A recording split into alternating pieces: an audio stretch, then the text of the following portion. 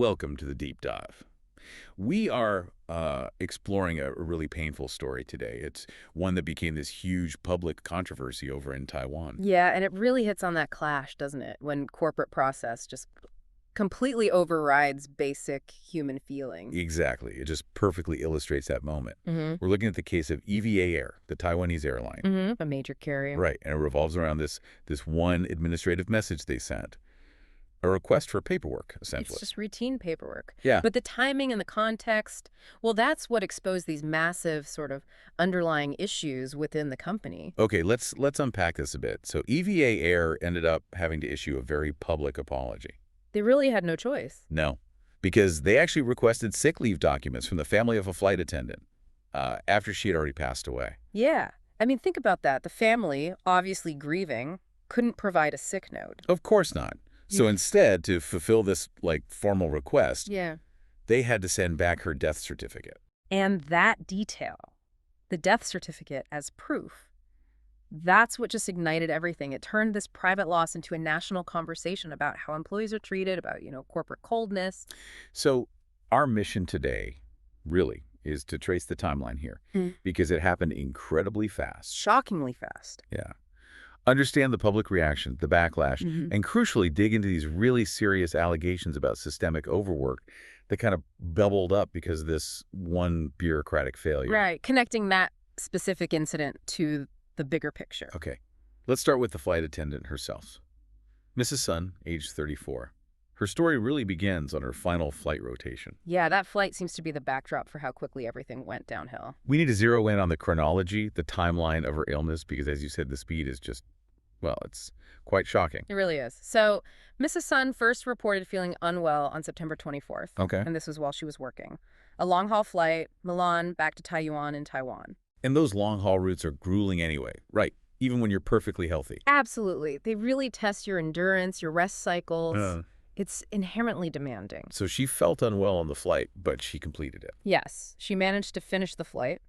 Then, immediately after landing, she went to a clinic nearby, got some initial treatment. Okay, standard procedure maybe, feeling unwell after a long trip. You'd think. But whatever it was, it didn't get better quickly. In fact, she felt worse over the next couple of days. How much worse? Well, by September 26th, that's just 2 days after landing. 2 days? Wow. Her condition had deteriorated enough that she had to be admitted to a hospital. Okay, so going from feeling unwell to needing hospitalization in 48 hours. That's serious. Very serious. Especially, for someone whose job requires them to be fit and healthy. It underscores how bad it must have been. And things didn't improve in the hospital immediately. No, it seems like it was a real struggle. She was actually transferred to a second hospital on October 8th.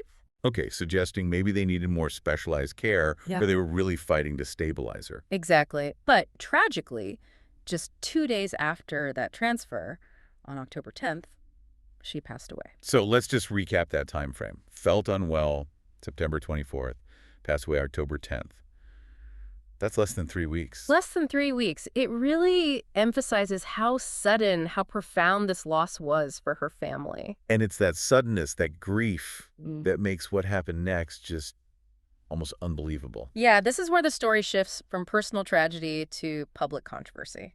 So shortly after she died on October 10th, while the family is obviously just reeling. Trying to process everything. Right. A representative from EVA Air sends a message, an administrative message. To her phone, to Miss Sun's phone. To Miss Sun's phone, which presumably the family now has access to. Oh my goodness. So imagine you're the family dealing with everything. You look at her phone and there's a message from her employer. And it's a formal message, and it's asking for one specific thing. Don't tell me. Proof of her sick leave application. Oh no. Proof of sick leave for someone who just died. Exactly. And this is where you start to wonder about the system behind this, right? Yeah, how does it even happen? Was it like an automated system? A ticket gets flagged for an absence, and the default is send request for documentation. Regardless of Yeah. anything else, regardless of whether HR knows the person is critically ill or has died. That's the question. Did the person sending it just not check? Or is the policy itself so rigid, so automated that it just churns this stuff out? Either way, the result is horrific for the family. Devastating. They're faced with this bureaucratic demand, and the only way they can possibly respond to a request for proof of sick leave is to send the death certificate. Yeah, sending a copy of her death certificate as the required documentation. It's like the ultimate example of a system completely lacking humanity, a process overriding sensitivity. It's that collision point, isn't it? The cold, hard paperwork machine hitting up against profound human loss. And it exposes a massive flaw, surely. The system is built for compliance, for tracking absence. Right. But it has no off-ramp for crisis, no way to handle the ultimate absence, which is death. It forced the family into this incredibly painful, completely unnecessary administrative task. Okay, so this happens. The family sends the death certificate. Yeah. How does this become public? Well, as you can imagine, once this detail came out, the public reaction in Taiwan was immediate and furious. I bet. So what did EVA Air do? How did they respond initially? Their first step was the standard corporate apology playbook, essentially. They issued a statement, said they were deeply saddened, offered their deepest apologies to the family. Okay, standard. That was their official explanation, Right. framing it as, an isolated mistake, individual incompetence. But hang on, if the procedure demands proof for sick leave, and the system doesn't automatically stop that request when someone has died, isn't the problem the procedure itself or the system? Exactly. Blaming one employee feels like dodging the bigger issue, doesn't it? It really does. It suggests the policy itself is flawed. If following the rules leads to this outcome, then the rules need changing, surely, not just blaming the person following them. And that's precisely the critique that fueled the public anger. People saw through that explanation. They felt it was a deflection. Yeah.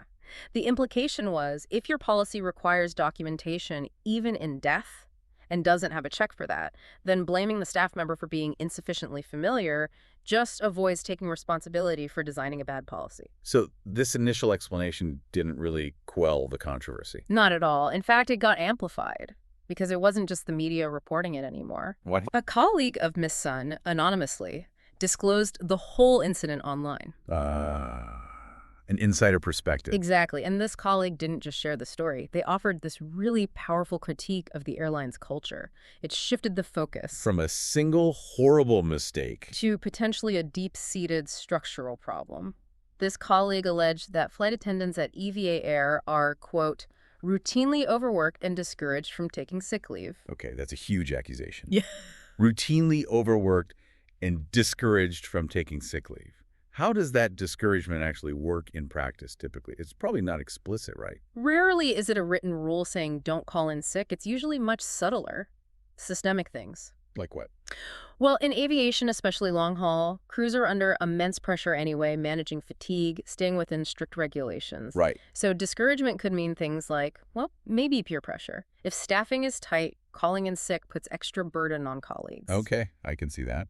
Or maybe the internal procedures for getting medical leave are just incredibly difficult, really burdensome paperwork. Tying back to the original incident. Exactly. Or maybe taking sick leave has knock-on effects, like it affects your future shift assignments or even your chances for promotion. So the system itself creates incentives not to take leave, even if you're genuinely unwell. That's the allegation. When the documentation demands are already high, and we've seen how high they can be, demanding proof even after death, it can create this culture where it just feels easier, less hassle, maybe even safer for your career to avoid the whole sick leave process if you possibly can. Wow. So the underlying message employees might receive is, show up, comply, the paperwork is king, even if you're really struggling. That's the connection the colleague was making. They provided this really crucial quote. They said, this incident, the request for proof after death, Yeah. it was not some regrettable coincidence, but the result of systemic and long-term indifference to crew members' health. Wow, that's a direct hit. It completely challenged the airline's story about one poorly trained employee. It framed the callous paperwork request not as a bug, but as a feature, the logical result of a system indifferent to employee well-being. Okay, so you've got this horrific incident, the airline's arguably weak explanation, and now an insider alleging systemic problems. The public outcry must have been immense. Huge. And it led to a very significant official response. Not just an internal review by EVA Air. No, much bigger than that. It triggered a joint investigation. Joint, meaning? Meaning EVA Air and Taiwanese government authorities. Okay. So the government stepped in. That signals how seriously this was being taken politically and societally. Absolutely. A state-backed inquiry carries a lot of weight. What's the specific focus, the scope of this joint investigation? What are they actually looking into? They're looking specifically at whether Mrs. Sun was denied proper medical leave or support before her death. Okay, so it's not just about the postmortem paperwork request. No, it goes much deeper. They're scrutinizing her work schedule, the company's HR policies around sick leave, the kind of support systems in place for employees who report feeling unwell. So directly addressing those systemic allegations of overwork and discouragement. Precisely.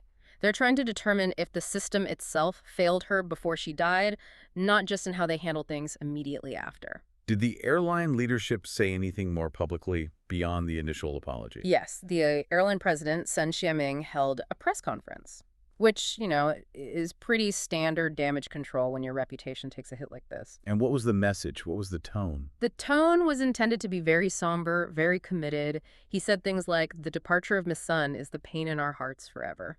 Strong words. Yeah, and he pledged, "We will carry out the investigation with the most responsible attitude."